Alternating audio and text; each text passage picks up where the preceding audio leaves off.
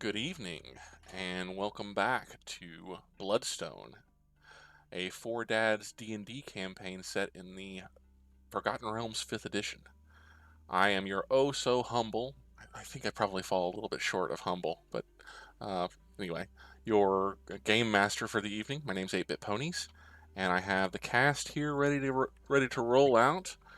We have been missing in action for almost a month now. 24th was the last time that we actually got to play this game. Some illnesses, some holiday time off, everybody just kind of getting rested and recuperated. We appreciate your patience with us, but we were very, very excited to be back and bringing you episode 3 of our campaign tonight. When last we left our intrepid group of adventurers, the party had kind of scattered a little bit, actually. We're all back in the golden city of Heliogabalus, in what is soon to be the official capital of the Kingdom of Bloodstone. Each member of the party has their own certain goals. Now that the last arc of the adventure is completed, and so they've all kind of split off to kind of manage their own things in the relative safety of the city of Heliogabalus. Eldrick has gone out to contact various members of his organization, him being a baron, a member of the government, and a member of a couple of other organizations, not to including the Bloodstone Military and the Knightly Order of the Golden Cup. His Thoros'l had spent a little bit of additional time with his daughter, while Alanere had made a visit to the Bloodstone Palace, the High Palace on Palace Hill, to have a conversation with Queen Christine Dragonsbane. Sprout and Makaria, not too much has transpired with them during the last session, as they've kind of just been resting and recuperating. We are actually going to take a few steps back from where we left off with the various members of the party. Due entirely to my own mistake, Thoros'l had one additional thing that he wanted to manage, wanted to take care of before Iriah/Sophia left him, and it's something he should have very well been able to do. And I just completely made a mistake on in enabling that.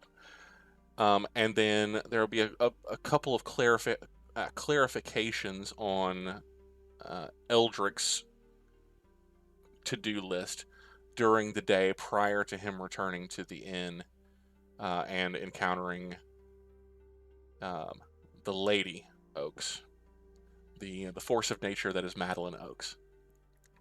So before we get into what the characters are, what our intrepid group of adventurers are doing right now at the end of the day, on the 15th of the 10th month, Marpanoth, we will take just a few steps back, maybe even just a few moments back, where Iriah Dalharan and her father, Thoros'l, are approaching the Bloodstone Arms.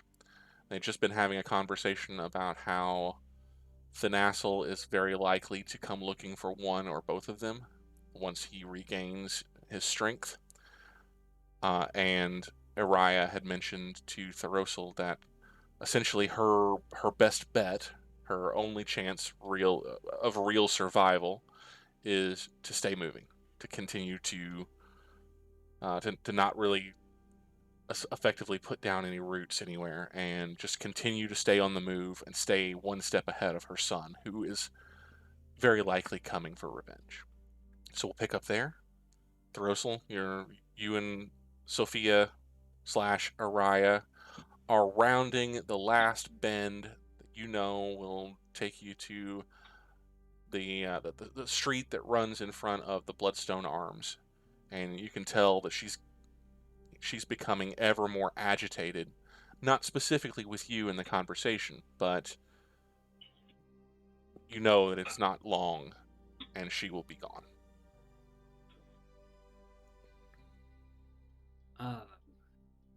I might have something that can help keep you hidden. What do you mean? He'll take off the ring he's been wearing. Not the silver ring, that's long gone. Sure, That's sure. long gone. The golden ring that he wears, and he'll hand it to her. He'll say, "This has been with me for before we went into the Underdark. Certainly a long time, almost as long as I've known Eldrick.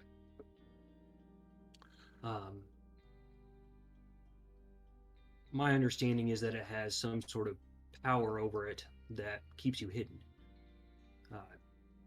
You'll have to take a closer look, certainly before you wear it, but maybe it'll help."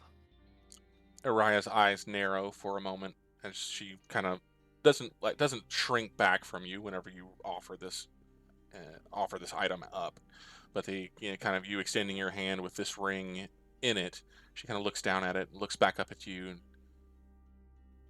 do you mean that this is protection against scrying? That's what I believe. Before, yes. As you're talking, she kind of she breaks eye contact with you, and you can see, and she kind of turns her head. She's thinking, and her gaze is far off. She says, "This makes." She kind of gives a little bit of a grin. "This makes some sense. Do you recall? Do you recall the first time that we met face to face? The lake cavern outside of Merimadra? I was wearing I was the Banshee then. I remember that, yes. I saw you. But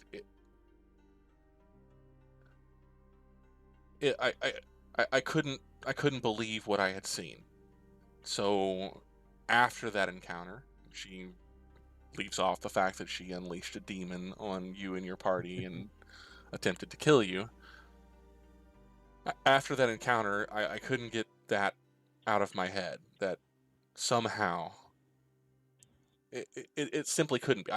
I assumed that you had died with Mother, and that you were, well, and then there you were. But after I returned to Merimadra,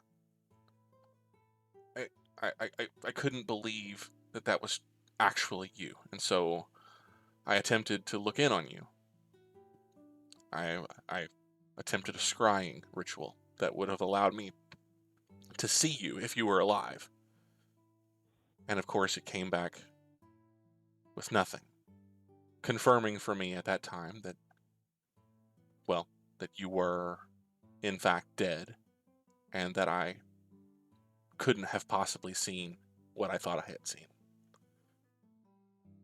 If this ring can protect you from me, from my scrying, she'll reach out and very gingerly take it from you. Then perhaps it can keep me ahead of thanas'l. At least until I'm ready. Then take it. She takes it, looks it over, looks back at you. Where did you get this? This would have required a very powerful arcanist to protect one from scrying all the time. It took me the better part of a decade to find the necklace that thanas'l took. We were awarded these for services to the crown here in Bloodstone.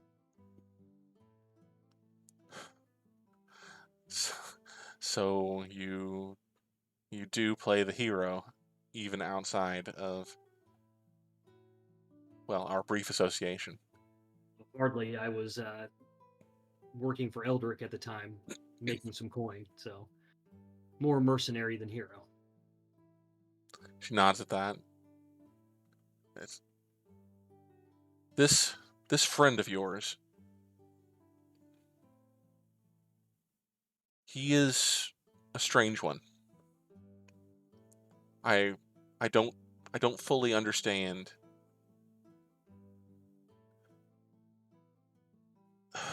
if only we had met before Murimetra, before Thoros'l. Perhaps things could have been different. Yeah, well, we didn't, I guess. That's the way things are. I'm not dwelling on the past anymore.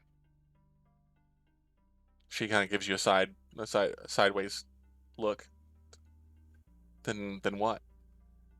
What exists now for Thoros'l Night Branch, if not the past, if not revenge?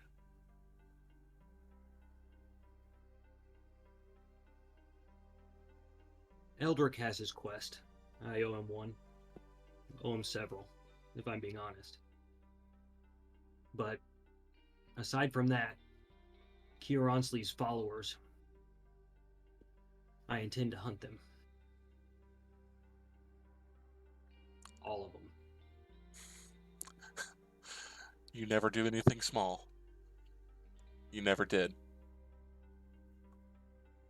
I'm no protector, but I am a hunter. I'll take care of that. Well, thank you for this. The words don't come easy. It's been a long time since I've just this in Murimetra down there. Gratitude is not a sentiment that is fostered. But thank you. I do thank you. This will be very useful. If I can return it to you sometime, perhaps after, I will. Good. In the meantime, perhaps I will look at it and think of my father and happier times. He has no words. As for that, taken aback at that statement. Just nod, say good, kind of mumble good. Then I suppose that there's really nothing left to say. Except, farewell, Father.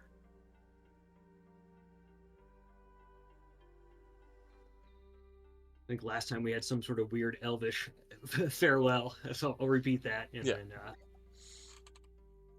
peace out in elvish, whatever that is.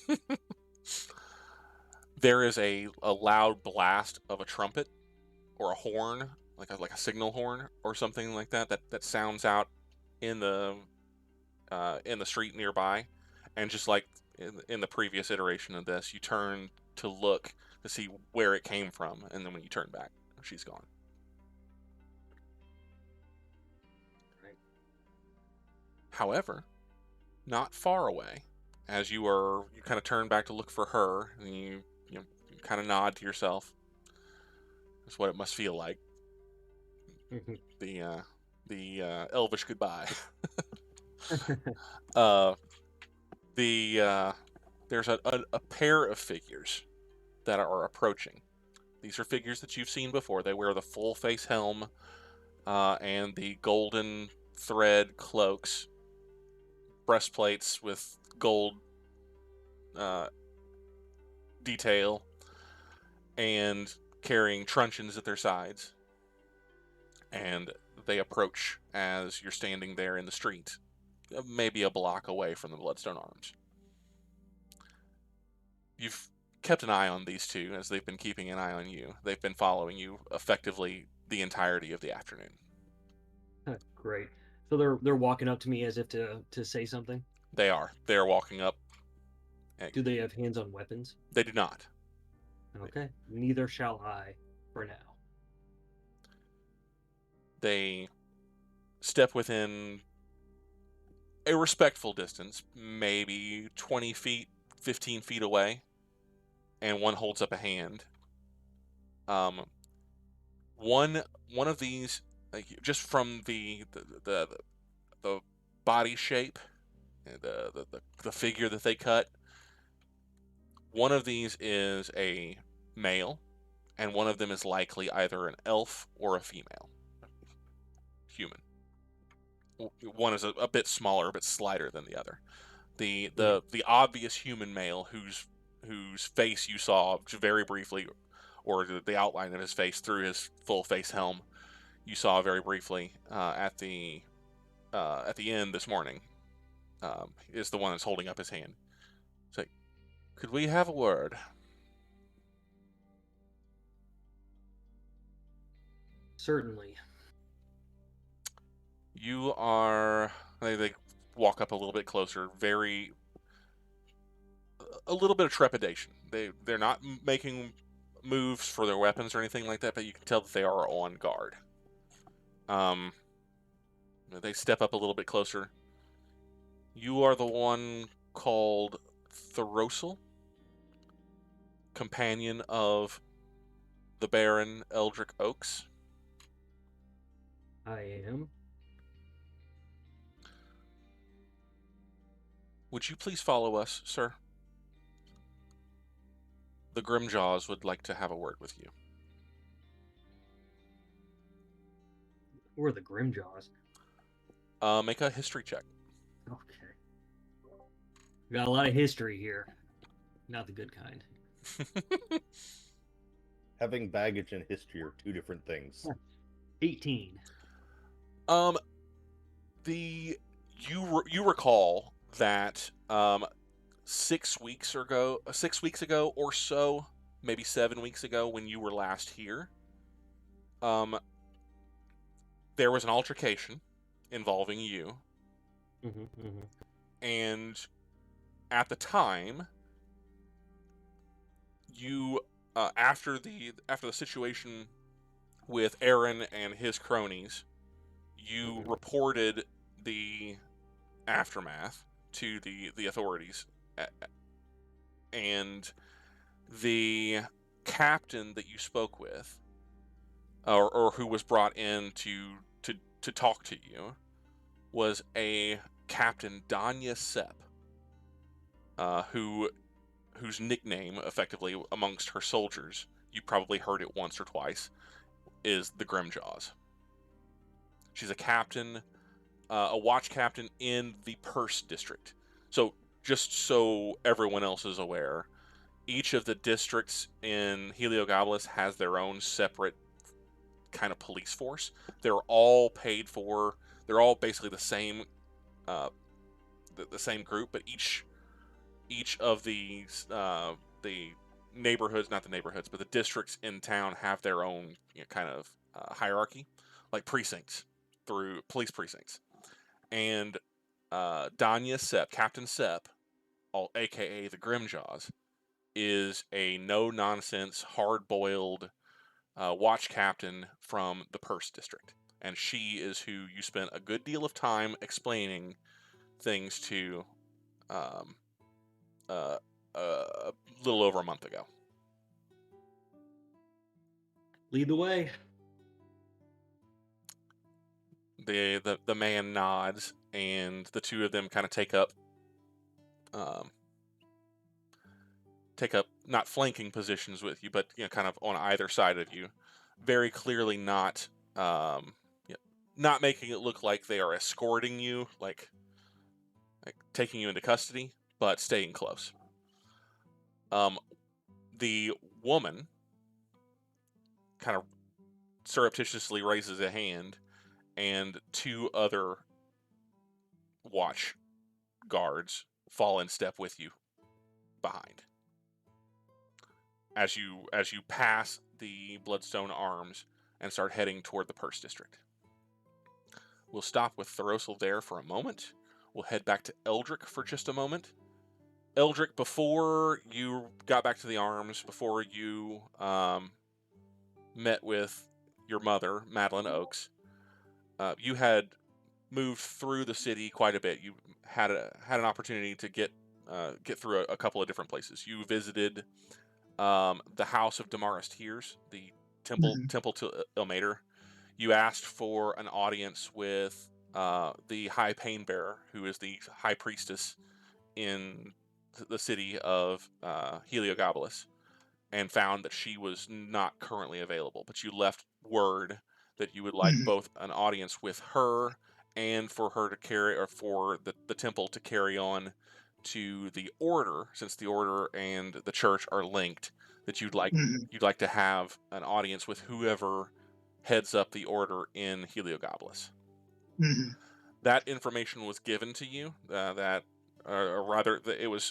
were promised that you would have that opportunity, and you let them know where you were staying, and they would carry your message to the appropriate ears, schedule those meetings, and then get back to you with specific dates and times. While you were in the temple, you stopped off to pray, effectively, and beseech the face of Ilmater on a number of items that you are struggling with. So, but probably before that, you'll note that in the house of Damara's Tears, the temple itself is actually it's undergone some changes recently. You will note that there are a lot of people within the temple, in the sanctuary of the temple. Essentially, the temple itself is mostly just it's a medium large building, not terribly ostentatious. Most of it, probably 80% of the building itself, is just the large chapel / sanctuary. You've got the altar. You've got where they have their weekly or periodic services, where the High Pain Bearer or one of her lay priests delivers the message, whatever, to the faithful, where petitions are made, where people come to pray. Think, like any Catholic church that you've ever been into, most of it is just going to be the large sanctuary area. The rest of it is just kind of like where the live-in priests live. Anybody who is effectively working for or within the temple itself has quarters there, to where they stay there all the time. The High Pain Bearer will have... Uh-oh, we just lost somebody. We lost Makaria. I'm sure he'll be back. Yep. There we go.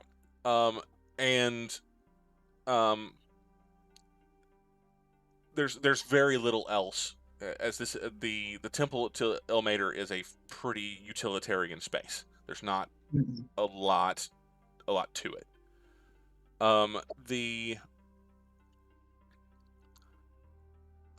You will note that in the fairly large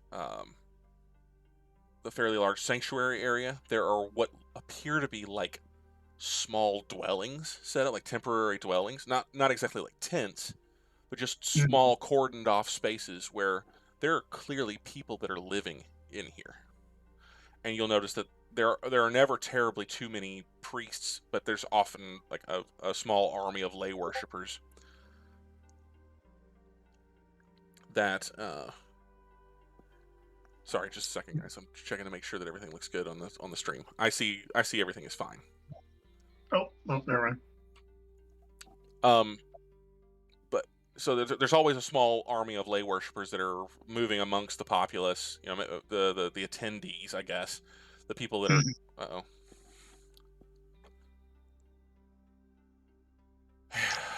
And so, and you're still seeing that, but there's a lot of people who look like they're they're very clearly not priests. They're very clearly not wearing any sort of like vestments. They just look like maybe people off the street. that are sheltering within the sanctuary. And you will recall, I suppose, that you heard whenever you were talking to the assistant priest who promised to get you an audience with the High Pain Bearer, that the can't find the name, the Peace of the Weeping God, which you are somewhat familiar with, but it's the sanitarium in Heliogabalus. Something happened there recently, and it has been closed. And so you probably correctly surmise that the folk that are here, that are in the temple itself, are likely those who were being taken care of in the Peace of the Weeping God Sanitarium. And you're just looking around for a little bit, you can see that there are people who, most of the people that are out here that appear to be living here look to be fairly destitute. They're dirty. It doesn't smell particularly good in the temple. But this is what the faith of Ilmater is about. Looking after the little guy, taking on the suffering of the world. So it's not an unexpected sight for you necessarily. The sheer number, perhaps a little bit more, and the fact that there look like there are at least semi-permanent lodgings that have been set up in the temple itself is a little bit of a surprise. But the fact that the temple is doing it at all doesn't surprise you too much. Well, I'm going to guess that 1,000 gold that I just dumped on them probably isn't going to hurt too much on that. Absolutely. I wonder what monsters could have messed up the sanitarium. Can't imagine. Who possibly could have done such a terrible thing in another life? Is there anything else? So you've had an opportunity to have the conversation. You go to the altar. You have your little prayer session, your conversation, your one-sided conversation with your god. Is there anything else in particular that you want to do before you leave? Leave the temple?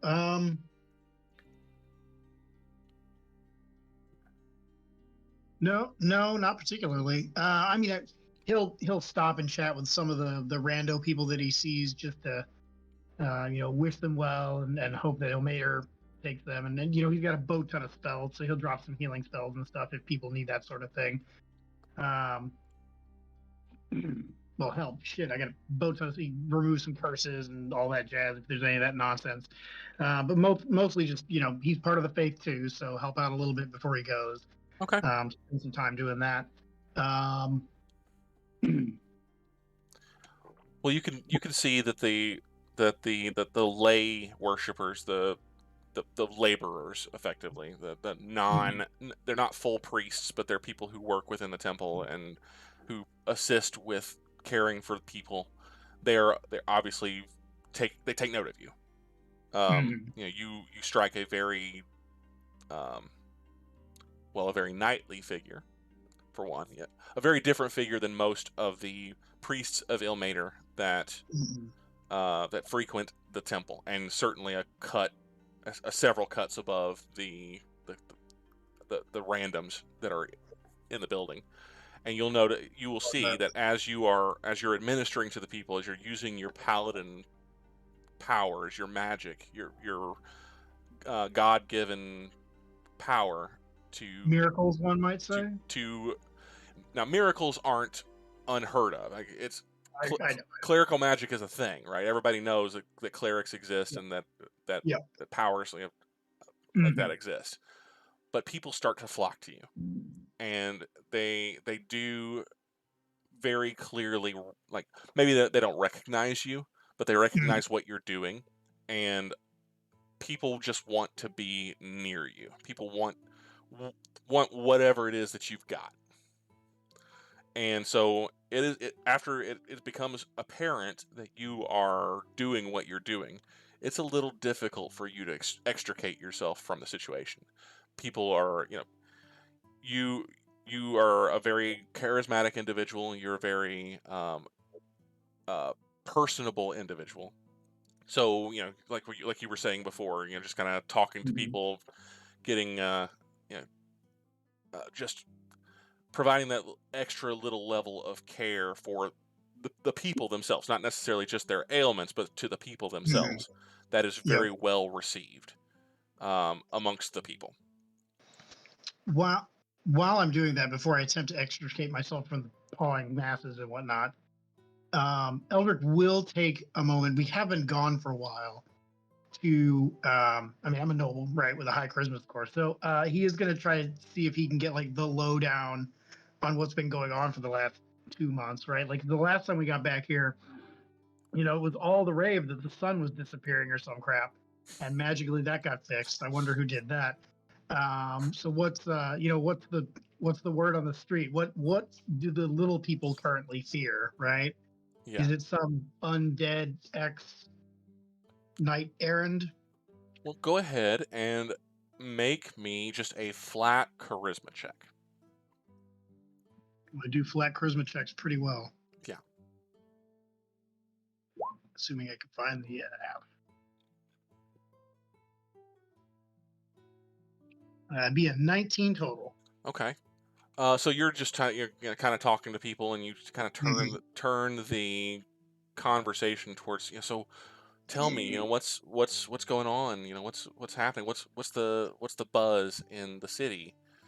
And you get any number of personal problems. Well, if I could just get my deadbeat husband to get off the drink, or my daughter's running with the wrong crowd, or God, I've got hemorrhoids. I've had hemorrhoids for the last 6 months. You have to kind of, it takes you some time, but you have to kind of sift through the general. But you do get that there is a lot of fear in the city. There's there's not one thing that you can put your finger on as more than just ridiculous rumor, but there is just a lot of fear. Like there's the Baron of Morov, and his entire family died just a few weeks ago, and there was this huge fire in Moravar, and the entire grounds were leveled. And what does that mean for here? What is it, assassins again? What's happening? So there's just a lot of things like that are going on. Like stories of bands of marauders that are running over villages and leaving no one alive. Whether it's true or not, people are very genuinely afraid that something like that could happen here. I'm going to take just one moment, guys. I'll be right back. Please don't go anywhere. I'm just going to take just maybe a 30-second break, and we will be right back.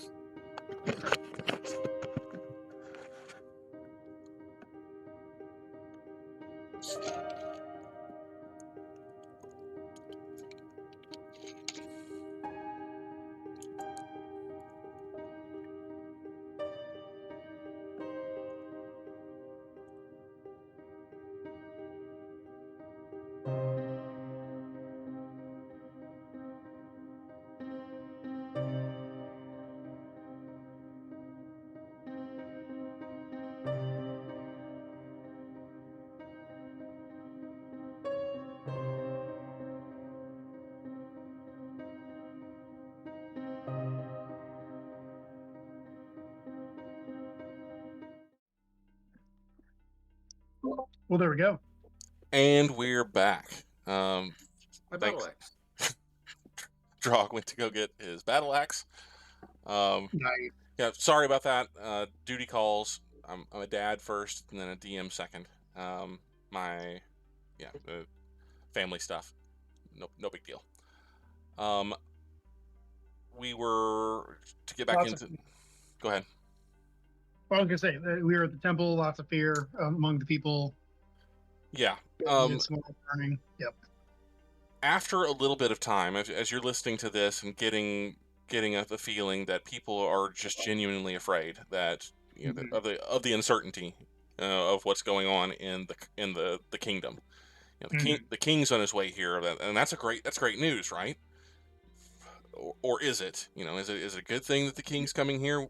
The city has enjoyed its freedom from the kingdom for generations, and man, people certainly didn't like it when Baron Ree decided he was going to move into the palace, and then he was gone almost immediately after he arrived, and well, the nobles aren't going to stand for it, and the guilds aren't going to stand for it. Just a lot of things that, again, not one thing that you can put your finger on.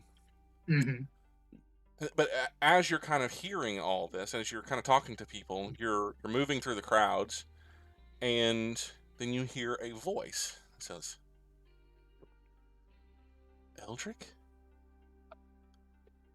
Oks? You turn and you see a young woman, though she looks a little older than that she probably should. And it's a face that you maybe recognize.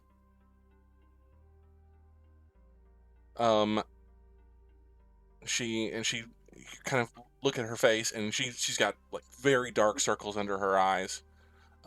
She looks thin. Looks older than like I said, looks older than she probably should, maybe due to malnutrition or some other ailment. She says, it is you. I thought, but I couldn't believe it. You don't remember me, do you? It's Mira. Mira. Well, Dennison again, I suppose. Quick history check or intelligence check, whatever you choose. Oh, poopy doops. I'm gonna go with history because that's an actual number that matters. Story says 22, dirty 22. When she says Dennison, you are immediately thrown maybe 10 years back in the past. Jaron Dennison was your tutor. He was the tutor that your parents had brought to Oakhart to manage your studies whenever you were a child, when you were at home. And Mira was his daughter who assisted him. You had a little bit of a crush on her back then, but you were 10 maybe.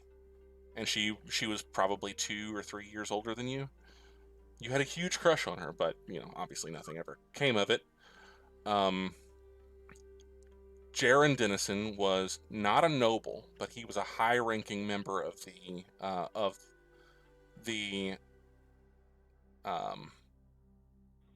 a guild, not the one that your father kind of headed, but an adjacent guild, and kind of as a favor to your father, was enlisted effectively as your tutor. And you can decide whether you liked him or hated him, but you pretty unequivocally had a thing for Mira. Sure.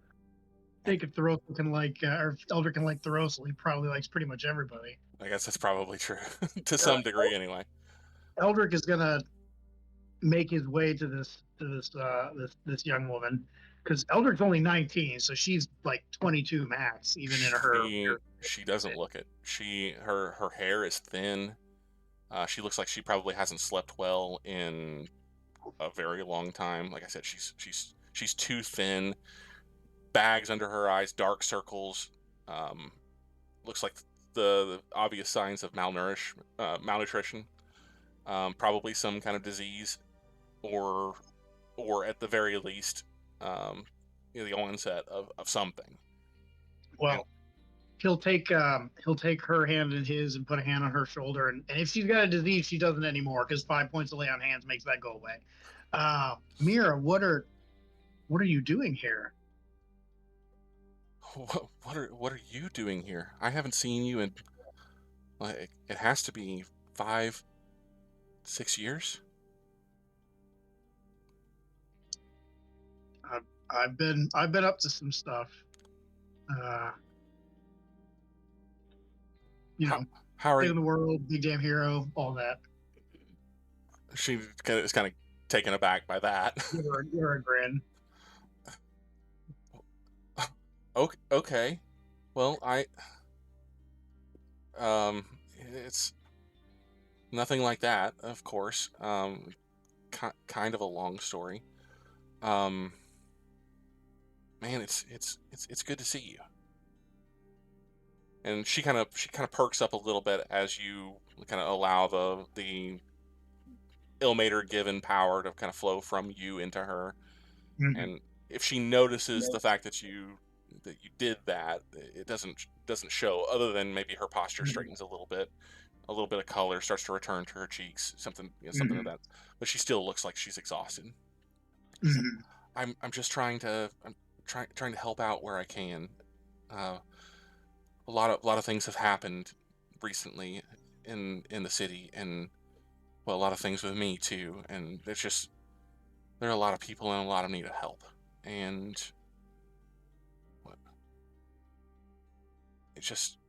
she starts to kind of tear up a little bit. It's just so good to see you.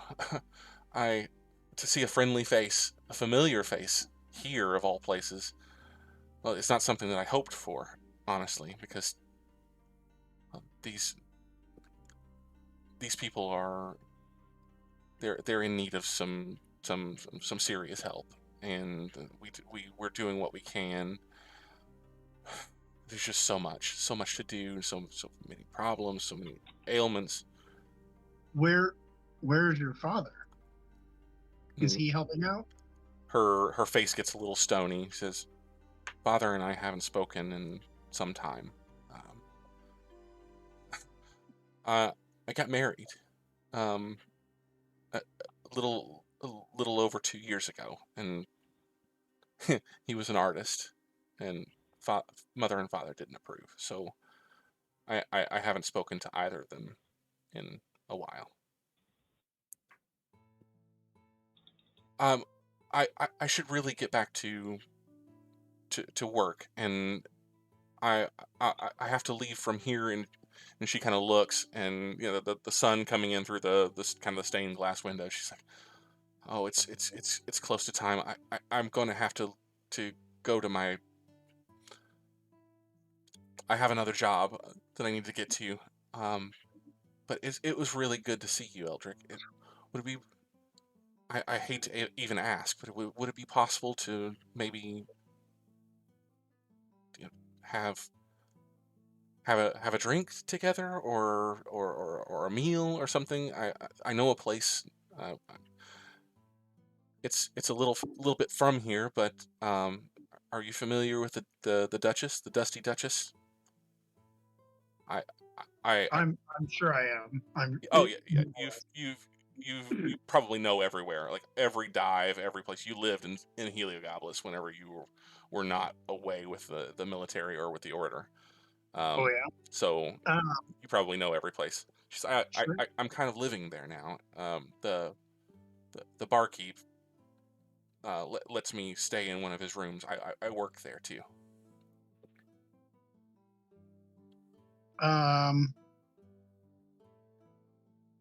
Yes, my days are going to be quite hectic. I will, when I get a chance, I will swing by there, and if you are not in, I'll leave a note for you. Oh. It's very good to see you. Oh, you too, Eldrick. Yeah. Oh, don't be. We're all just trying to get by. We're just trying to help out a little bit. And Certainly. but yeah, I work evenings, but the the man who runs the Dusty Duchess, if you give him my name, his name, I forgot his name. I had it, and Reva. His name is Reva. If you tell him that you're a friend, then he'll make sure that the message gets to me. I'll be sure to do that. It was very good to see you. It was good to see you as well. I hope you have a good rest of your day, and I look forward to chatting with you in the future. Yeah. Great. I'll be seeing you, Eldrick. And thank you for this.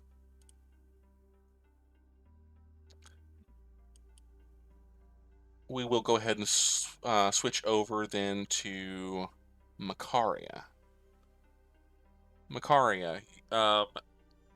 So sorry. Before we do that, then what happened at the end of last session with Eldrick making his way back to the Bloodstone Arms, getting caught by his mother, being shuffled into a carriage and absconded with back to his father's manor of Oakhart in the northern end of the city in the Rise district.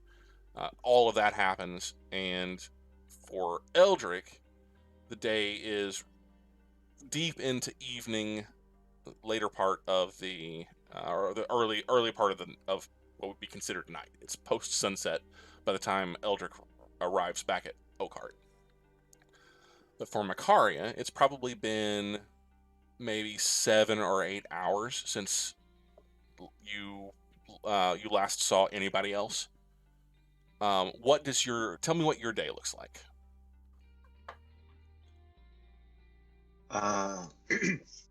So Makaria very logistically stretches and gets up and makes a shopping list in her mind, knowing now all of the weight of the platinum from her little expedition needing to be spent because, well, supplies.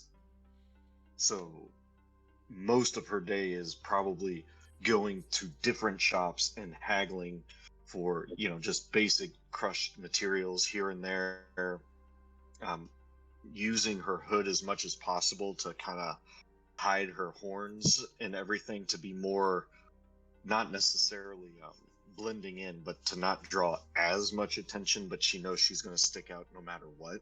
Mm. So trying to just get to those shops that she knows are within certain areas and get back to the inn without having to draw any attention. Okay, so that's a possibility. So this is something you want to do today, during the day. Okay, that's great. Then as you are moving through town, you have your hood up, but you're doing the best that you can to kind of stay out of keep from drawing too much attention to yourself. And for the most part, people move through the city on their own, kind of following their own goals, and they don't seem to take a whole lot of notice of you. You spend the better part of the day, and it's actually a very nice day, very almost idyllic setting. And there's a little bit of a chill to the air, but you haven't really spent a whole lot of time in this city, and the just getting out and kind of walking the streets and just kind of taking in the sights.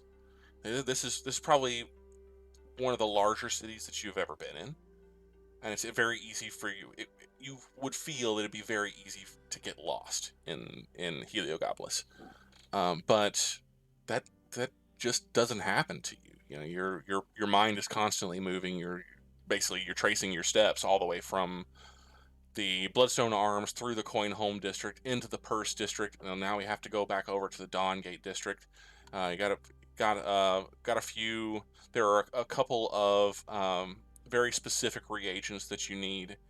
And that can only be found in the Rise district. So you make a pretty good circuit of the city itself, and you spend pretty much hours doing it, and nobody even seems to take notice of your presence. There is just this kind of sneaking suspicion, though, this kind of odd, maybe instinctual feeling that just out of the corner of their eye, they're watching you. Or maybe you catch movement, or maybe you catch what you think is someone watching you out of the corner of your eye, and when you turn to look at them, there's no one standing there. As the sun starts to set, you've essentially you have all your treasures, all the things that you had planned to get in order to do the things that you want to do back at your room. You're starting to make your way back. You perhaps have even sent some things back to your room with porters, because you don't want to carry all these things through the streets. There's just a lot of things for you to have to get, and some of the specifics that I think that you need is not something that you want to be carrying through the streets. Yeah, powdered gold, diamond. Right. Ugh. But you're feeling really, really good about yourself, because you managed. It's a very productive day. You managed to get all the things that you needed. You didn't have to haggle too much. Everyone was very accommodating. But just, it's happening more and more now as you walk out of a shop, or as you turn around a corner between buildings. You just have that feeling that there's someone is watching you. Go ahead and make me a perception check. Every step you take, every move you make.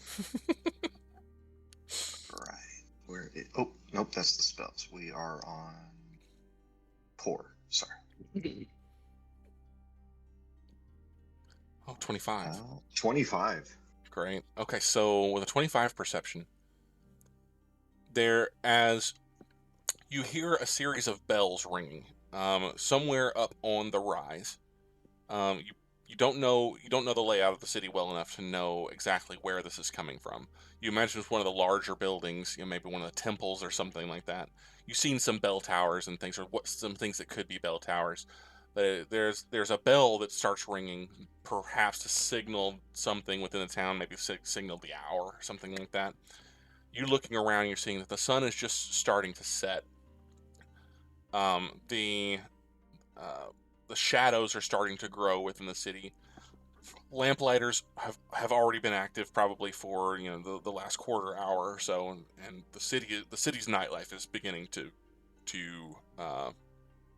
come to life. And you notice a dark figure standing in an alleyway. It's not like you can't see a face. It's just a dark figure, maybe hooded, or maybe far enough back in the alleyway that the shadows have taken them entirely. But directly facing you, in the midst of the crowd of people who are completely oblivious of your presence, there's one figure that you can tell is pointed directly in your direction. Directly in your direction. Yeah. Directly at you. And that has to be it. Whatever it is, this person, if this is in fact a person, this person has been following you.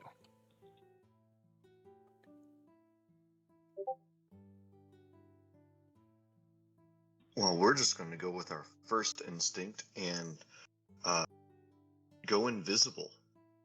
Okay. You go invisible? And I'm going to stand there and watch its reaction. So you cast your spell, and you feel yourself fade out of visibility. The rest of the hustle and bustle of the crowd, like, you would notice. If you're in the middle of a crowd and you would notice the person next to you just vanishes.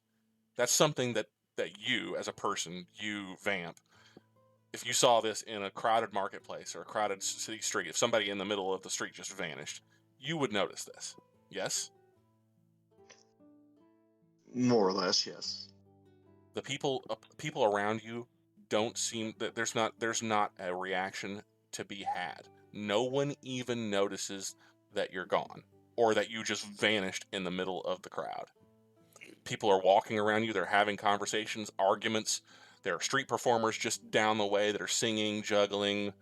There's a town crier that's shouting something about tensions between the nobles and the crown because of the missing baron. All of these things are going on. Just a storm around you, and not one person reacts to you vanishing. You kind of look around and you look back to that alley. There's nobody there. Whoever it was is not standing there anymore. And then you hear it. The last tone of the bell comes to an end. The sixth tone of the evening bell. And the bustle, the hustle and bustle of the city continues on. But in the midst of it all, you hear a very distinctive sound. Meh.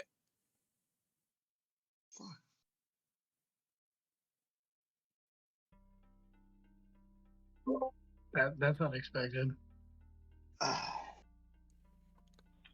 What do you do? Makaria is gonna bite her lip as hard as possible.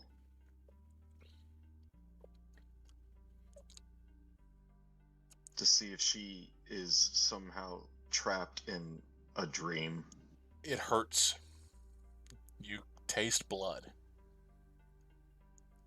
And you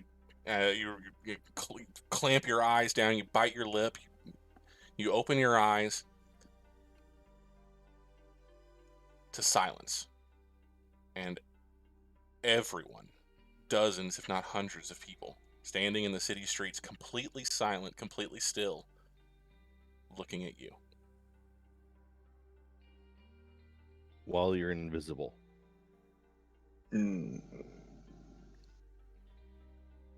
I'm not invisible.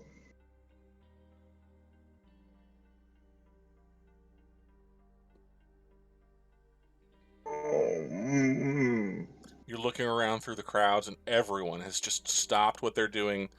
No sounds of music, no sounds of conversation. Everyone is just looking in your direction. Faces almost expressionless, just looking, watching. Makaria instantly just drops whatever she would have. Like, if there was even remotely a package in her hand, whatever, it didn't even matter anymore. Her brain's going 100 miles an hour trying to figure out where an exit would have to be if she was manipulated, if she was imprisoned in her own mind or in some sort of spell. You turn, you're casting about, you're looking for some way through, treating the people in the streets as though they are obstacles and trying to chart a path out of the square that you're in. You turn, you look around, and there's one figure that is uncomfortably close. You turn, you come face to face with a tall, gaunt, gray-bearded man in rich black velvet robes with purple and silver embroidery. He's wispy hair, very, very close to bald, and very severe, piercing purple eyes. And he says, "It has been some time, child." You recognize him immediately. You cannot help but recognize Netheril. And then you awaken. Stuff strewn all around you in your room at the inn. The list that you had been furiously trying to write before sleep claimed you, just the exhaustion of the day. All around you, your heart beating hard, trying to catch your breath, but you are alone in your room, and it is dark outside. There's no light coming in through the windows, except for the torches, the lamps that are lit throughout the street, the city streets. Makaria instantly curls up into a corner, just as far back, just solid into a corner, and her hand just waves in front of her, and she reaches for a darkness spell to just globe the entire room, just nothing, just black, where she just huddles against the back. Okay. So the lights go out in Makaria's room, and we will pivot to Alanere. Alanere, it's been a little bit of time since you returned from the palace. You have an opportunity to maybe get some rest, get some food, something along those lines. But it's probably still maybe middle of the afternoon for you. It's yeah. I mean, you still have maybe an hour or two before sunset. You would know that instinctually. What do you want to do? Is there anything else that you want to do with your day? Oh.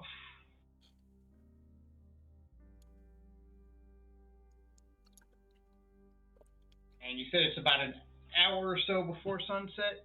Yeah, maybe an hour and a half. Tops.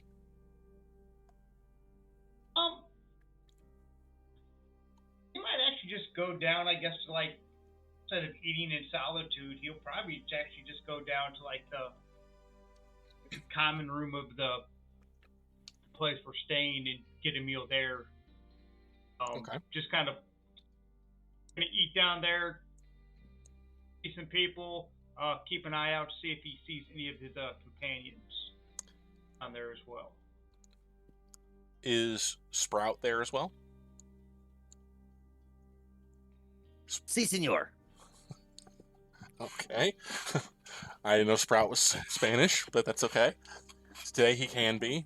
So, Alanere, you make it down to the common room, and Sprout is already there. An odd wicker basket next to his chair as he's sitting kind of in the common room.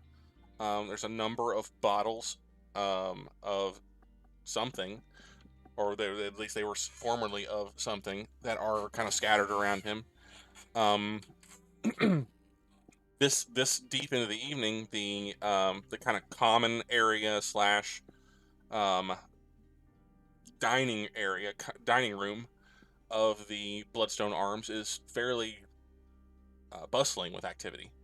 And Alanere, you notice pretty quickly that a lot of people are kind of looking at your friend as they're walking by. Nobody's making a huge fuss or anything like that, but there are a number of very clearly affluent people, as this is more of an upscale sort of establishment, but affluent-looking folk that are making excuses, looking like they're coming up with reasons to pass by him so that they can get a closer look. As you know, you're pretty close to 8 foot tall, and he's just kind of sprawled out in this chair. Very clearly, the centerpiece of the room is your furbog companion, who appears to be at least 3 or 4 bottles of something into his evening. The remnants of several plates of food probably around him as well.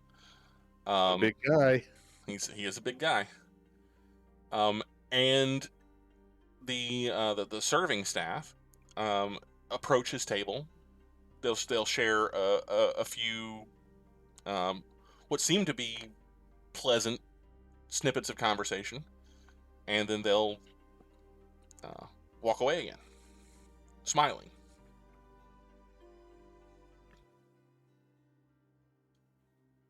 So what do you want to do? I guess first go get myself like a plate of food. I guess to the barkeep. Okay. I'll kind of head up to the barkeep first. The gentleman that is at the bar is not the same gentleman that you saw this morning. It's a tall, broad-shouldered man now with a little bit of like scruff, like he's trying to grow in a beard, but hasn't exactly been successful. But trimmed underneath the chin, kind of close to what I've got going on here now, right? Like pretty close to. It's clear that he's trying to come up with a beard, but he's having some difficulty, but he's trying to keep it clean. This smells like a DM insert to me. A DM insert. Watch out, this guy's got 20 levels and something. I may be tall, but I wouldn't consider myself broad-shouldered. But he says, yeah. Oh, you're with the Baron's party, yes? Yes, I am. What can I get for you? What are you serving for dinner this evening? What do you want? We can accommodate pretty much anything you would ask for. Name's Lazar, and he extends a meaty hand in your direction. You said Lazar? Lazar.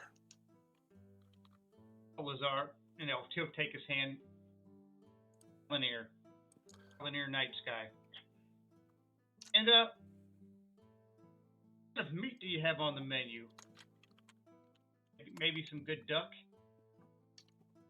Duck can be had, absolutely. On the Baron's tab?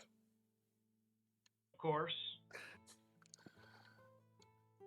Your friend there, Sprout, I believe. He the big one. The big one. He's an interesting fellow. I just like to say, Master Nightsky, it is a pleasure having you and your party with us this evening. We hope that your stay has been thus far to your liking, and we hope that you'll stay with us for a long time to come. I'm thoroughly satisfied with my stay thus far. I am very gratified to hear that. If you'd like to join your companion, I'll have one of the lads bring you a drink. Are we drinking tonight? Yeah, I'll just have some ale. Absolutely. Your companion there is drinking mead. Would you like one of those as well? No, just ale for me.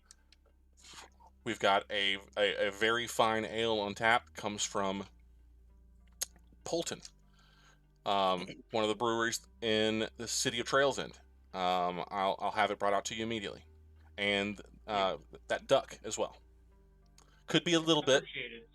Could be a little bit. I don't know that we have duck available presently, but we'll certainly make it available as soon as we possibly can. A few moments. Thank you.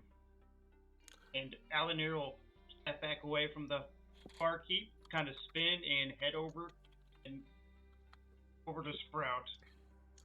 Sprout has been joined at the table by what appears to be a pair of minstrels, who are just tuning up to start their whatever entertainment that they were getting ready to provide to the atmosphere for the evening, and one is tuning a lute, and the other one has what appears to be a set of different percussive instruments that are just kind of draped around his neck.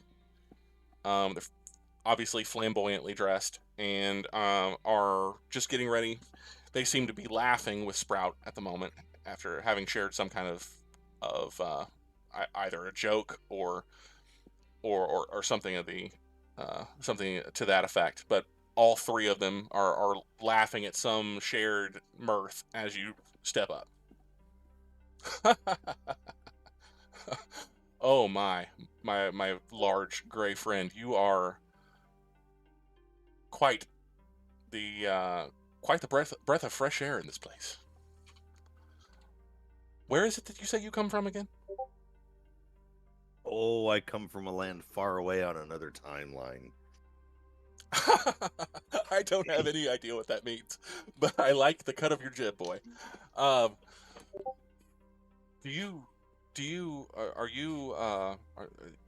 Is this your friend? Is this your friend? Yes, this is one of my friends.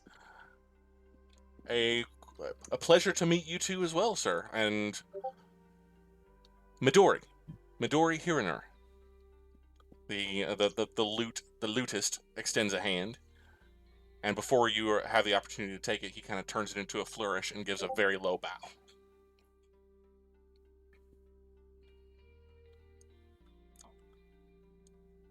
Pleasure meeting you. Indeed, indeed. Is my friend Sprout entertaining you? Quite. He is quite the entertaining fellow, yes. And for free, I might add. Entertainment of this caliber is difficult to come by in the city. I should know. I provide a good portion of it. And my fees are not cheap. But this fellow, I can't imagine where he's been all of my life. Sprout, you must. It is Sprout, yes? Yes, it is. You must have a drink with us after the performance. Yes? Tell us more of these wild, engaging tales. There has to be a song in there somewhere. Oh, I'm sure we can come up with something. It's a date then. We end just after the even feast. We'll be around for a few hours if you can make your way over to us once we complete the performance. I can promise I'll float you back to your room in as much as you can drink. If I am available, I will make the time for you. Splendid, splendid. Master, I'm afraid I didn't catch your name. Master Green? I jest. I'm sorry. It's low-hanging fruit. Mr. Sprout's friend. Mr. Sprout's friend. It is Alanere Nightsky. Alanere Nightsky. It's like music. Well, you are most welcome to join us as well, if you will. But you have to at least attempt to hold a candle to the inestimable quality of conversation that your friend brings. Yes? We'll see. That's a yes? That's a yes? Of course it's a yes.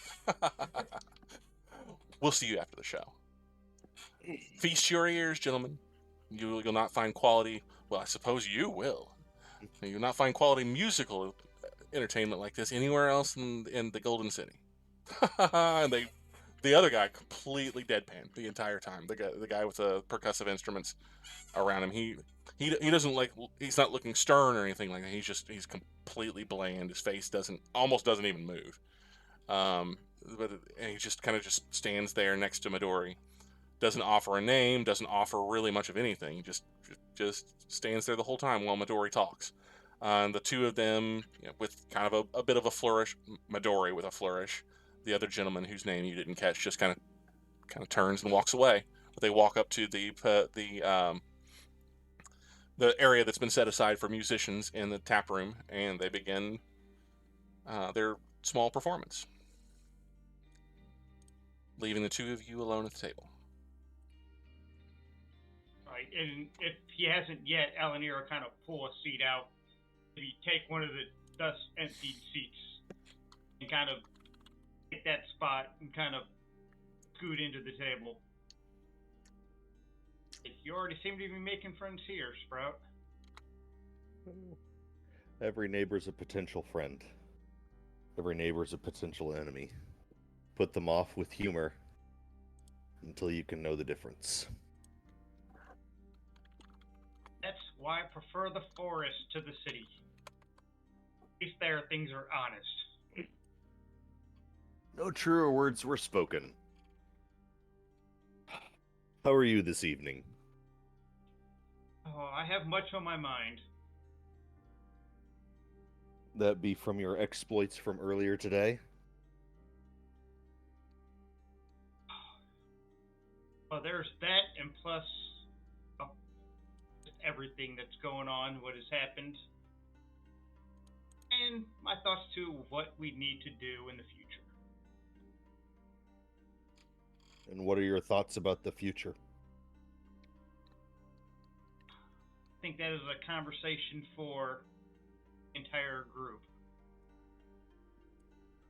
Understood. If you have some time this evening, I actually have some things that I would like to discuss with you in private that maybe you can enlighten me on in regards to some of my blank memories and some of my lack of understanding about what's been going on in the multiverses and although all over, if you will. I don't know.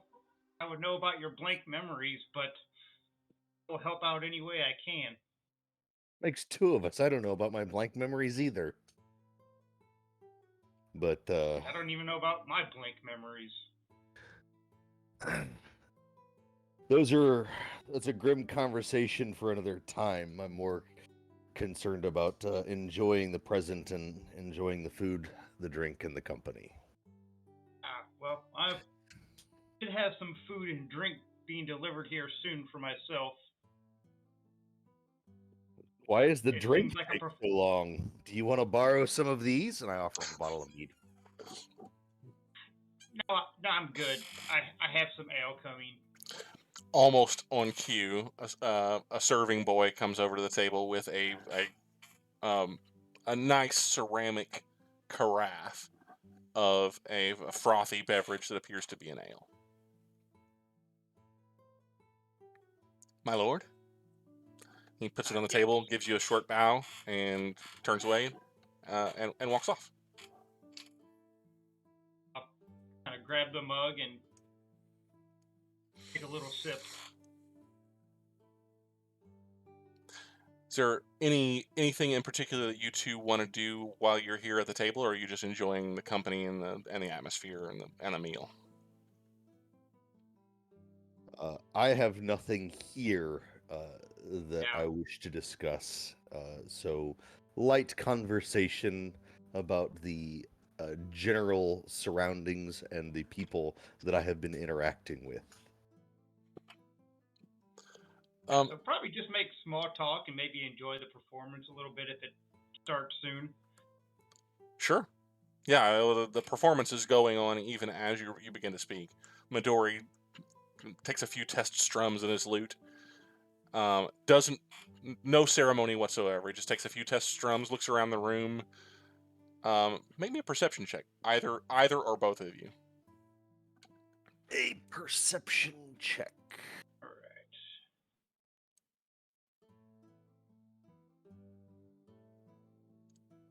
right. That would be a 15. And Alanere rolled, wow, 27 total. 27. So he kind of glances around the room, making sure that the test strums on his lute have gotten the desired effect from the other patrons in the tap room or in the dining room. His eyes linger a little bit on your table, Alanere and Sprout, and you note, Alanere, that he gives Sprout a little bit of a wink. And then he launches off into a very complex, a very pleasing sounding musical number that I'm not going to get into here specifically because I don't have that. But he's good. He's whatever it is he's doing, he's good at it. The guy next to him, kind of taps away on the drums at his neck. Sometimes he'll switch over to something that's more akin to like a woodblock. Little tiny cymbals that he'll sometimes clap together. He's a one-man percussion section, and he's also very good. The tap room seems to respond in their way. Nobody's particularly raucous. Most everyone is very well behaved. As again, this is more of an upscale sort of establishment, and people are in some taverns you've been in, this sort of thing leads to a little bit more boisterous reception. But here it's a polite reception, but Midori and his companions seem to be feeding into it, and they'll play on through the evening. Alanere, you'll notice that Midori's gaze often strays in your direction, more specifically in Sprout's direction, and every time he gets this very large grin on his face as he's either singing or just playing or whatever it is that he's doing. whenever he catches Sprout's eye, or even catches catches a glance of Sprout through the crowd, he seems to be. It seems to brighten him. But as after probably maybe a quarter of an hour, Alanere, your duck comes, and there's some very nice roasted vegetables, and a kind of a leek soup that is brought along with it, and you are treated to a very excellent meal, for as simple as it is.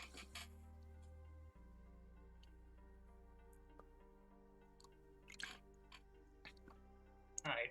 Well, as I kind of, I guess, working on my meal, more or less, as I finish up, I'll kind of say, well,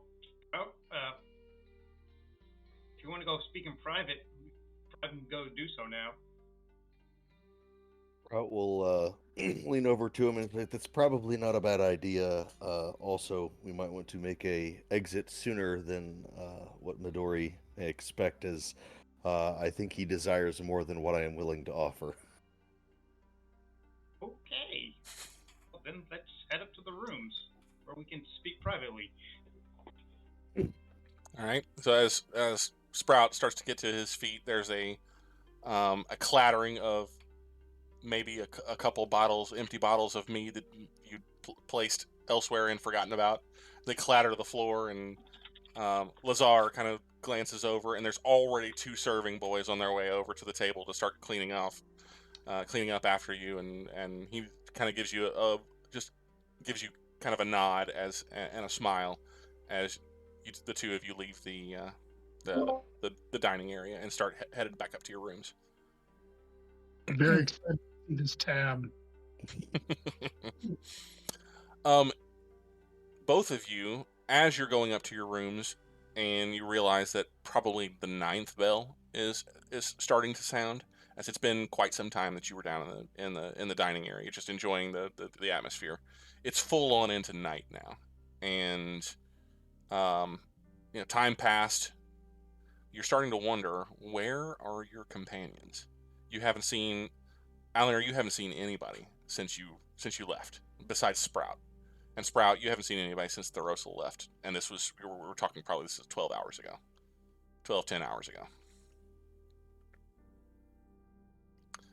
But while you 2 are absconding back to somebody's room to have a conversation, we'll flip back over to Thoros'l. Thoros'l, as around about probably about 7th bell, we'll say. So about 7 p.m. in the evening. Sun is fully down. You have been escorted to a small guard office that is in the heart of the Purse District. Which, if you're keeping track, for those of you keeping track at home, it's right around in this general area on the map. You're familiar with this place. You've been here before. This was the watch station that you reported to when you had your unfortunate run-in with Aaron and his crew some weeks ago. After a short time, the 4 watch members bring you into the building. The 2 that you started having a conversation with outside of the Bloodstone Arms usher you into a small windowless chamber with just a table and a pair of chairs. You are politely asked to wait. You will note that your weapons, armor, they don't seem to, they don't ask you for your weapons or anything of that nature as they bring you in. They allow you to keep all of your things. You walk into the room, they shut the door behind you. After a few moments more, they return, and they have a woman that you recognize. Human woman, probably in her late 40s, early 50s. Short gray hair kind of pulled back into a very severe bun. Armor, uniform, and the same kind of breastplate that the other watchmen wear. No helmet, but the same armament otherwise, with a device on her chest that's similar to the ones that the others wear, but it has a gold slash through it, effectively a rank insignia, ranking her above the two that you're talking to. You recognize this woman. She is marked with a kind of a pattern, like a burn scar across the left side of her face, kind of down her jaw. It's just kind of a tightening of the skin, not specifically like it's not like a livid burn. It's like an old burn, you know, kind of smoothing of the skin and tightening around her jaw. That heralds perhaps an old burn scar. And she comes in. The two helmed, masked officers come in with her. She sits in the chair opposite you, and kind of looks at you across the table and says, "Master Thoros'l, isn't it?" Yes. What is it? What is it you need? I appreciate that you have come willingly. There were some questions that we had for you after your previous visit that, well, we've been looking for you for some time, and it appears that you were not in the city. You have recently returned, yes, and in the company of, and she kind of goes through a notebook, a Master Eldrick Oks, also of Heliogabalus. I'll put my arms wrapped in bandages on the table, a visible reminder of why I'm here. Yes, I returned just this morning with Baron Oks. She kind of raises an eyebrow. Yes, I'd heard that we were to have a new Baron in Morov. She kind of lets that pass. Just a kind of a moment passes between you. And may I ask where your journeys from where were you from where have you returned? Your business carried you outside the city? That's true. May I ask? Not something I want to talk about right now. She kind of frowns, scribbles something on her notepad or on the sheaf of parchment that she's got in front of her. Understood. But you were traveling with the Baron Oks, yes. Yeah, the Baron and our other compatriots. I see.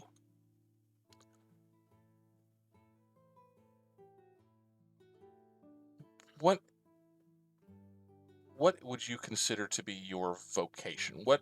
In what manner do you serve Baron Oks? We'll sit back. It's an interesting question. I hadn't really thought about it. Would you consider yourself a mercenary? A guardsman? A bodyguard? Public relations.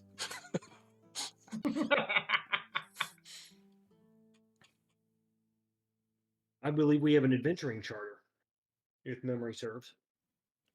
Ah, yes. You're one of the few that retains a charter under the thanas'l law, correct?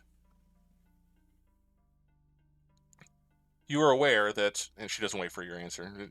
You are aware that with the advent of the Adventurers Guild here in the city, that such things are no longer required in the environments around Heliogabalus, yes? Don't really care. So what is it exactly that you say you do for Lord Oaks? My apologies, for Baron Oaks.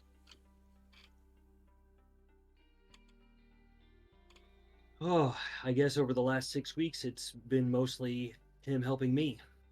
I don't know. I guess I help him. We get things done. I don't understand the question. She kind of she kind of takes a breath and kind of looks at you, and her eyes kind of narrow a little bit. She kind of very clearly have ruffled her feathers a bit. I apologize. I'll rephrase. You are a mercenary, yes? You are a sellsword, and you are currently in the employ of Eldrick Oks, the Baron of Morov. Is that correct? Is that safe to say, or is that fair to say? No, I don't think that's the case anymore. Which part? That you are no longer in the employ of Eldrick Oks, or you are no longer a sellsword? Take your pick. Both, either. I see. She scribbles a little bit more into her sheaf of parchment. I see that you carry weapons in defiance of the guidelines for Heliogopolis City Watch. You have no affiliation with the Heliogopolis Adventurers Guild, is that correct?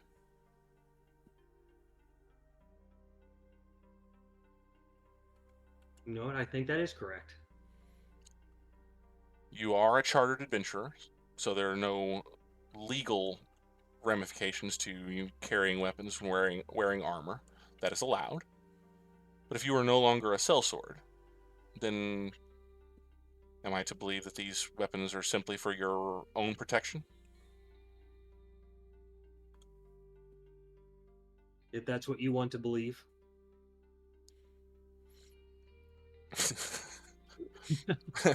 Hostile. We're going full Thoros'l here. Full Thoros'l. She takes a few moments in silence. The two watchmen next to her are their body language says tension. They are very tense. They are very uncomfortable.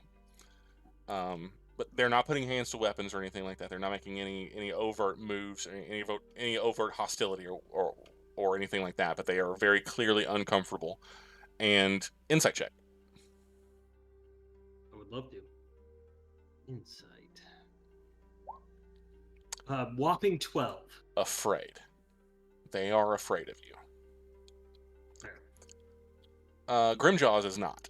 Grimjaws doesn't appear to have any predilection towards fear where you're concerned. But the other two very clearly are assuming a posture that they expect, or they expect the possibility of violence. You have a bit of a reputation, Master Thoros'l. Not only in Heliogopolis, but elsewhere within the Bloodstone Kingdom, you are known as a man of violence, a dangerous man. This is something that we have no shortage of in Heliogopolis since the advent of the guild. I'm certain that if you've spent any time in town at all, you've noticed that, well, our fair city is now the target of a number of bands of adventurers and mercenaries and violent people like yourself.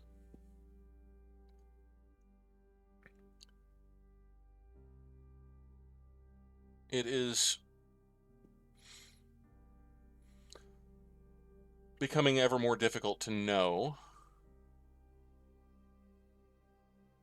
that my city is safe. With the increasing number of sellswords, not only in the purse, but in the other districts as well, it is, well, tensions are high between the Watch and many of an ilk similar to yours. In instances like these, it is often that notable individuals such as yourself are requested to partake in an interview like this one, so that I get to know you, and you get to know me.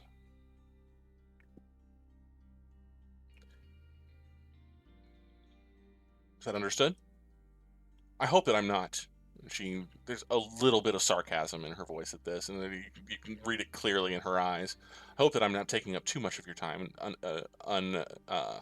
unnecessarily. This isn't needless.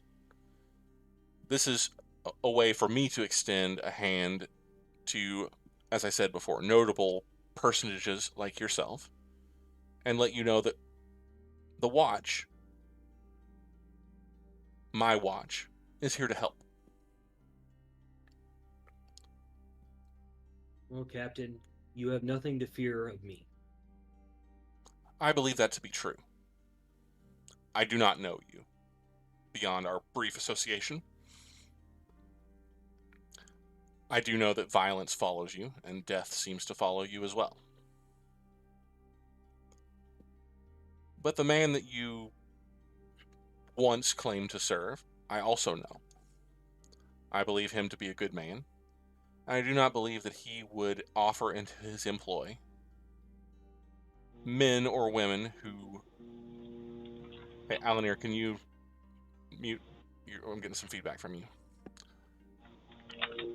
Oh, am I getting feedback? Yes, please. If you can mute, that'd be great. Thank you. I do not believe that he would bring into his employ men or women that would be a danger to the goodly folk of Heliogabalus, or the kingdom at large. Would you agree? I guess so. So we've established that you are a man of violence. You're a man who violence seems to follow. You are a dangerous man. Are you also a man of principle? Yes. I thought that I could see that in you as well. I would like to think that Baron Oks keeps in his employ men and women who seek after the things that we all seek after. Justice, fairness, safety for the common folk. Not all of us have the skill with weapon and armor that you do. Those who do, when that skill is applied in a positive way, elevates us all. Those who do not often find their way back here.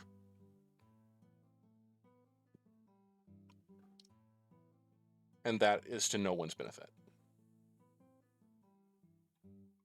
But it is good to hear that I can trust that you are a man of principle.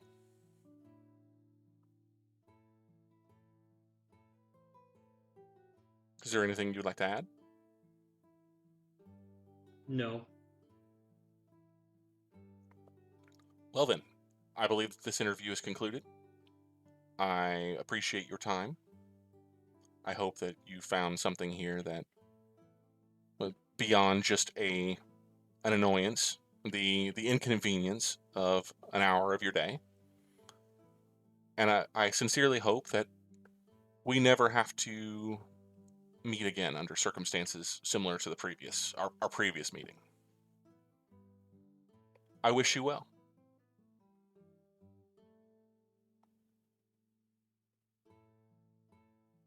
She stands up, gives you a slight nod, looks at the other two as she walks out of the room. Okay.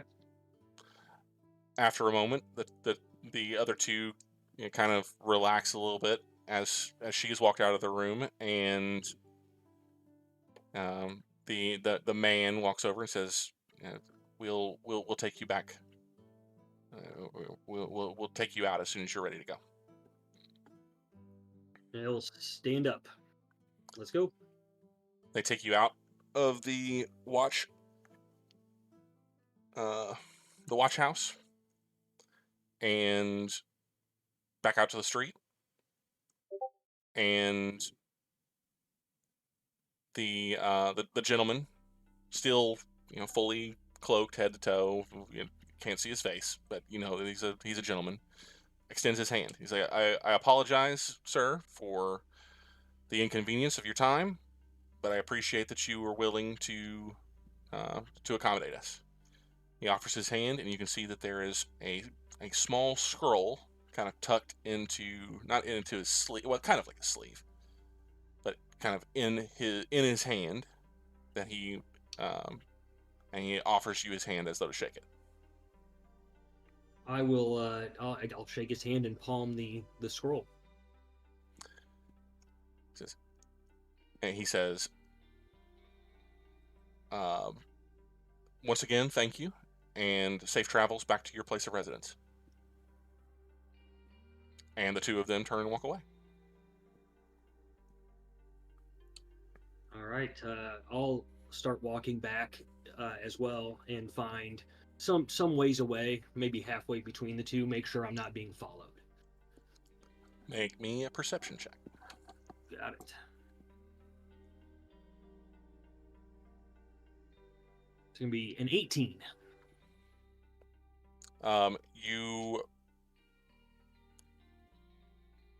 make a couple blocks worth of progress, kind of loop around a little bit, take some twists and some turns.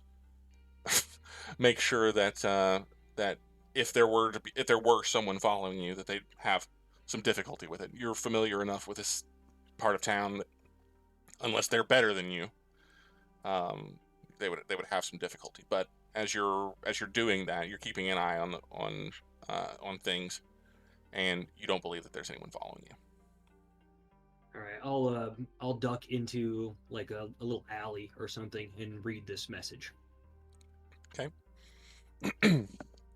It's a very, very short, very simple, a very small piece of just a slip of paper.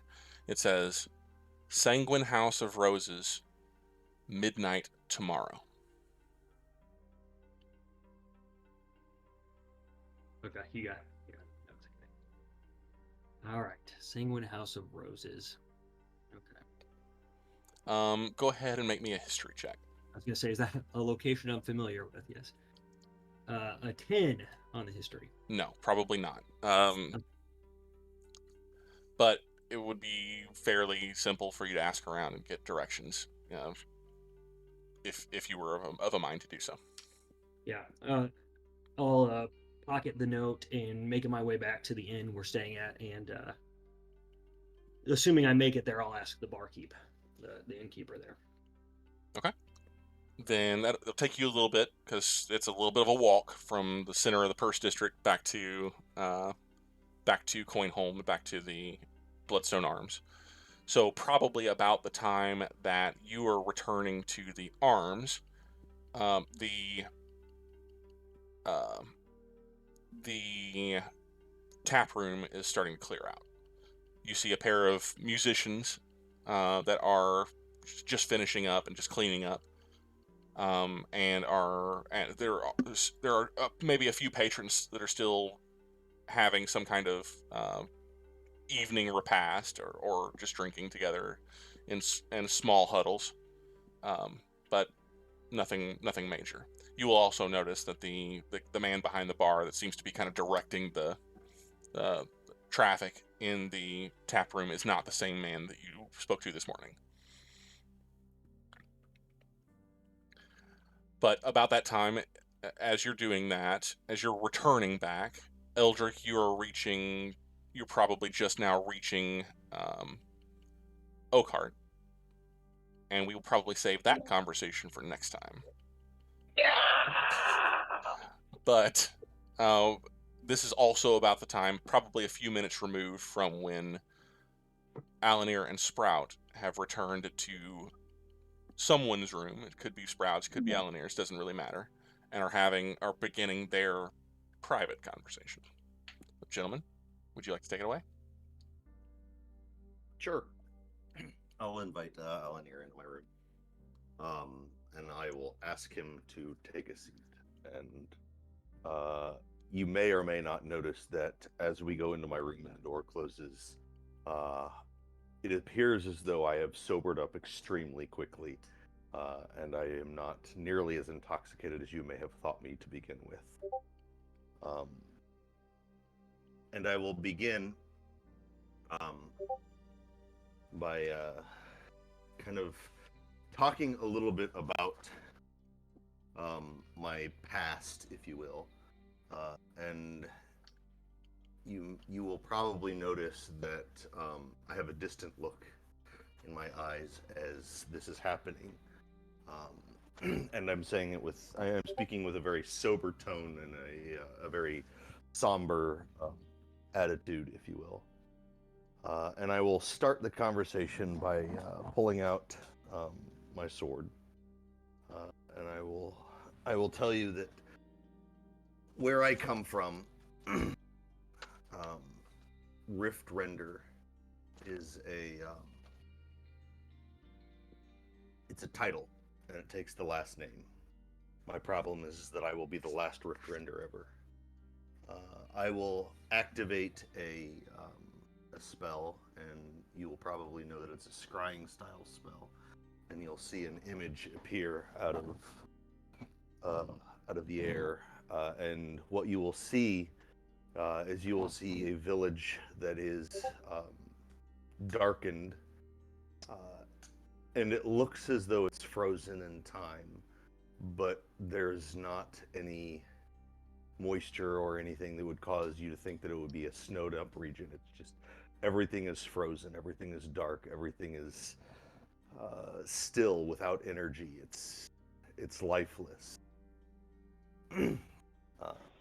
And as you're looking on this village, I will describe for you details of the village, the houses, whose houses they are, who lives there, how I know them, and then we'll go to another house and I will repeat this, and I will tell you, this is where I came from, this is the reason that I set out on my quest, and this is my ultimate failure. This is why I have a lack of motivation and a burning desire to figure out what's going on, to fully know my failure, to fully know what I did wrong. My village, we noticed that our light was failing us. When the sun would come out, it would be slightly diminished from the previous day, and this kept happening. And our village elders determined that it was the energy from our solar power was being absorbed into something or into somewhere else. And I was given the quest to figure out what it was and to stop it. And in my quest that I was doing this, I was going from plane to plane using the power of Riftraiser, and you'll see the sword almost flicker to life briefly and then calm down. And I was on my quest to do this, and I'd come to this plane, and I was in the what you call the Underdark, which I now know to be deep in the earth. And I had gone down a couple of dead ends, and I was trying to transfer to a different plane, and something happened. And at that point, I was beset by some monstrously unfortunate beast. And then long story short is I became blind and enslaved to Secker. I don't know how long I was there. I don't know how long ago this happened. But when I looked at my village before that, it was still alive. And is now dead. I want to know what happened. I want to know what stopped it. And I want to know if whoever started it is still around, that I may claim their existence into nothingness. Sprout, that is quite the tale. we also had a similar problem with our sun growing ever dimmer as well.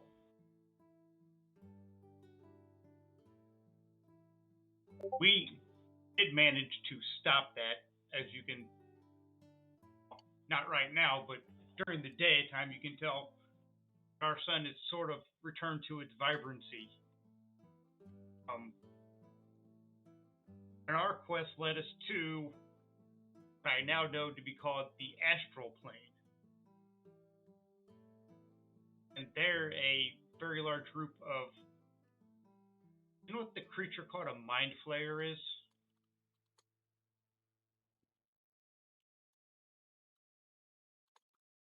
Is that the creature that you knew as Sakir? If so, then yes. Cursed beasts that they are. What's the name of the, out of character, was that the name of the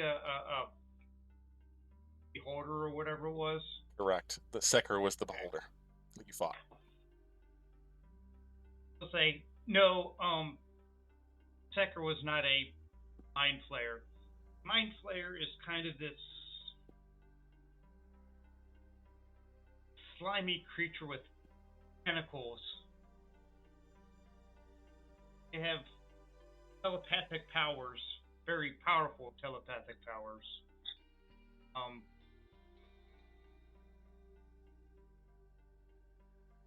There's a very powerful and large group of them that we had chased through the astral plane, and they were performing some sort of ritual that was draining our sun.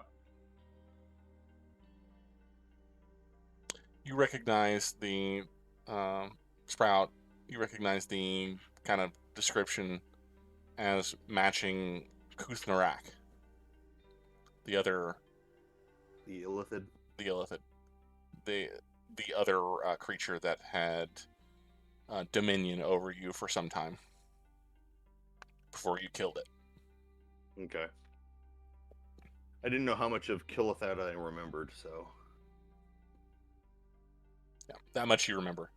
And you still feel a swelling of anger whenever he's explaining that the what he calls a mind flayer, what you know to be, what your people called an illithid, and what's the specific one that it's still raw for you, that it was inside your mind, rooting around in there for gods know how long, but that it had complete control over you for a good portion.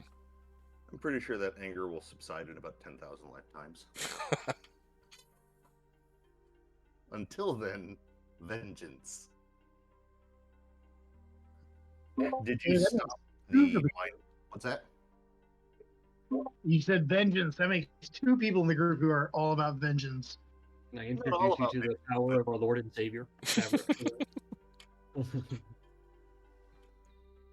What happened to this group of mind flayers? Well, it required us actually acquiring some sort of crystal artifact that would actually help protect us from their powers.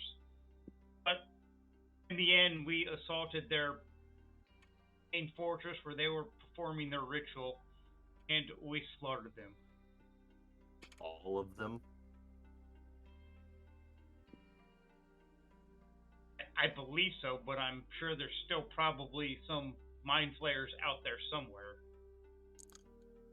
For now. But we stopped their ritual, and as you can see, our sun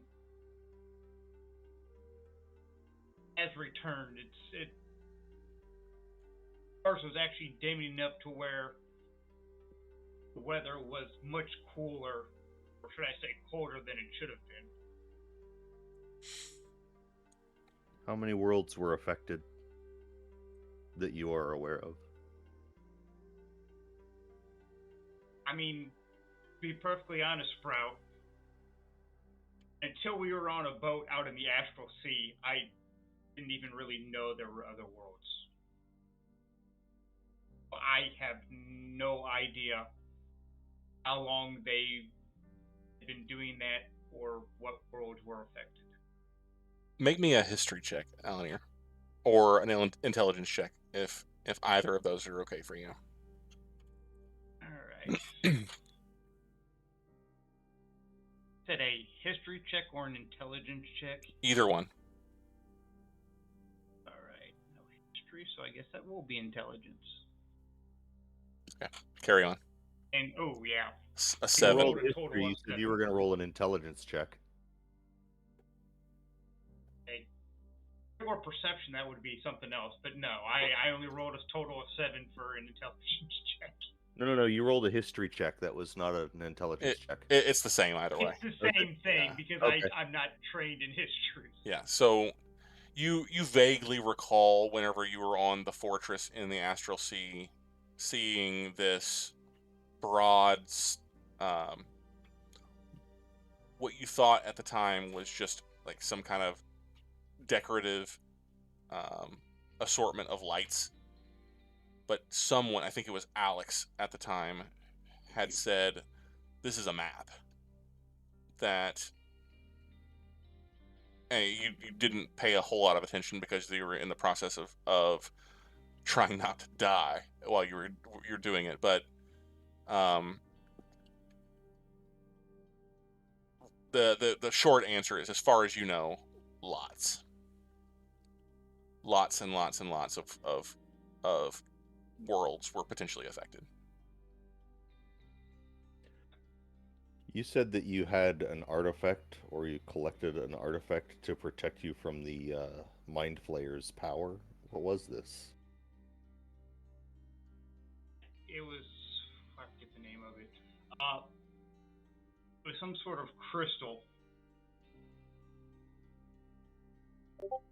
Does it still exist?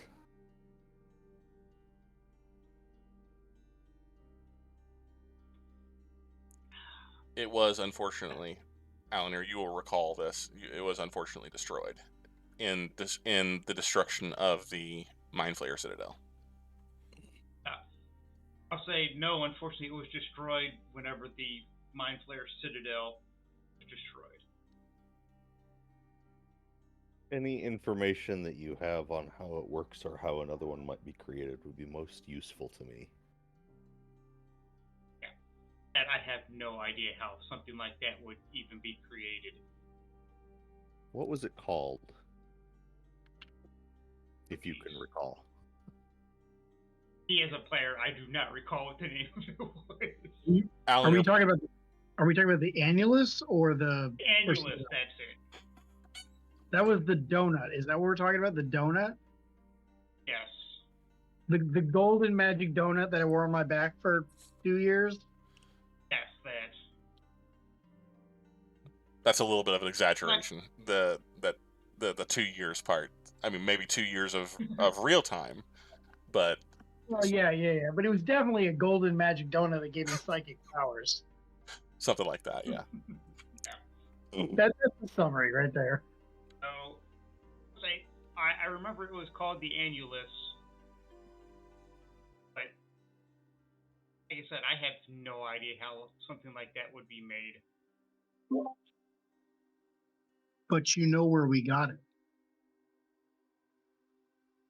Where did you acquire it? Isn't it on another fortress somewhere in the Astral Sea? Keep in mind, for the viewers, keep in mind that this has been probably, I don't know, 3 or 4 years since this actually happened in real time. So there's a lot of things that players may not remember 100%. But it was an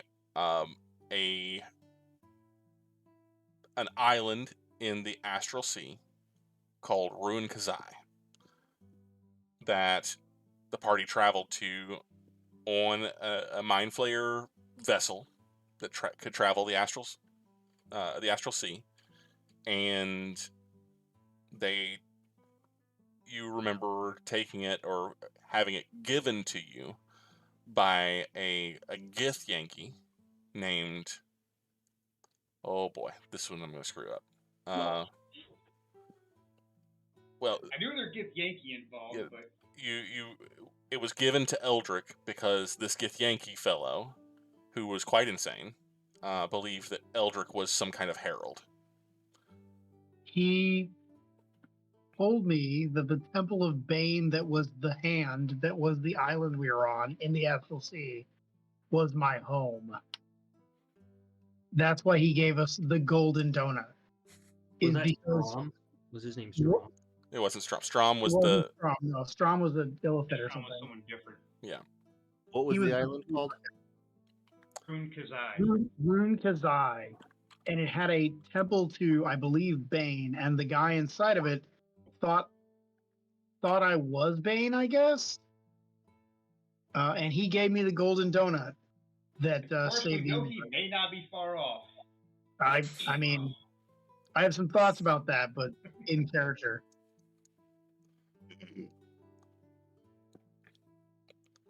All right. And I realized, like, it was this Yankee island in the Astral Sea, and we got the amulets from them.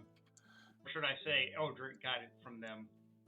So Alanere can actually recount the tale in its entirety to Sprout over the course of the evening, as the two of you have basically nothing else to do until sleep claims you.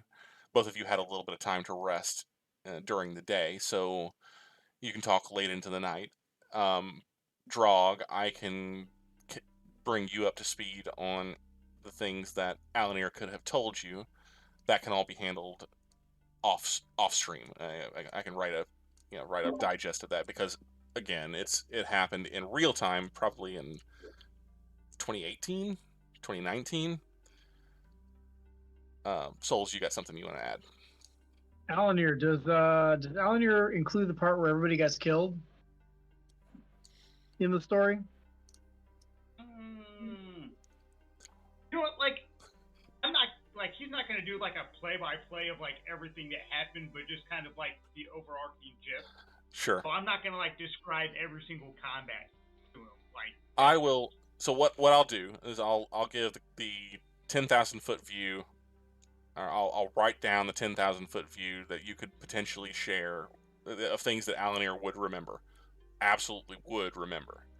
I'll send them to you, Cymryth, and you can cherry pick down anything that you would not specifically tell a Sprout, and then we can send it along to Draugg. Like mass murder. You might leave out the mass hand murder. of fate to destroy his own party members. For the viewers You know what you're talking about. Who would do that? For the viewers who have no idea what's going on, Bloodstone backstory still coming at you. All of the information that the party is referring to during this conversation and any other about the past will eventually be coming directly to you through our YouTube channel, YouTube/8BitPonies. Spoiler alert. But as it is 10 o'clock, and we have some members of our party who, for whom it is later still, and for those members of our party who need to be toddling off to bed sometime soon, we will go ahead and call it there. So we have, just to kind of recap, we have Alanere and Sprout who are whiling the night away with tales of past glories or successes and or failures with respect to the party's battle with the Mind Flayers in the Astral Sea. We have Makaria, who is hiding in the dark in her room from the past, the present, perhaps the future. Thoros'l returning to the tap room of the Bloodstone Arms to find it mostly empty and to gather information on an odd encounter with the City Watch. And Eldrick, who is arriving after a probably an hour-long session of being talked to about his most recent shortcomings by his mother, but arriving at his scolded, getting a scolding for his shortcomings while they travel to his parents' Lord and Lady Oks manor estate on the Rise, Oakhart.